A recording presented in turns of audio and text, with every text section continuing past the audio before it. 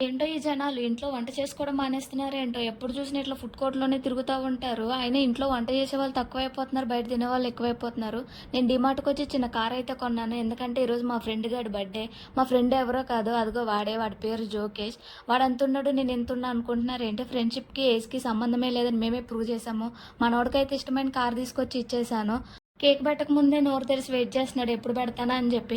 Birthday పార్టీలంటే పిల్లలదే సందడి. పిల్లలు లేకపోతే అసలు బర్త్‌డే పార్టీలు అవ్వవు. మనకైతే ఒక ప్లేట్ ఇచ్చారు. Samosa, chocolate, cake. కేక్ అయితే తినేసాను. టేస్ట్ అయితే బాగుంది.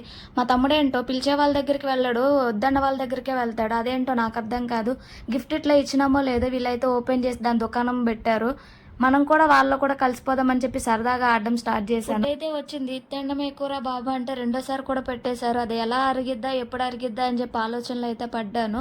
ఇంకా మన బర్త్డే బాయ్ జోకేష్ కోసం ఒక లైక్ అయితే కొట్టండి మర్చిపోవద్దు. హే ఆగండి, సబ్స్క్రైబ్ చేయడం మర్చిపోతున్నారు. సబ్స్క్రైబ్ చేయండి.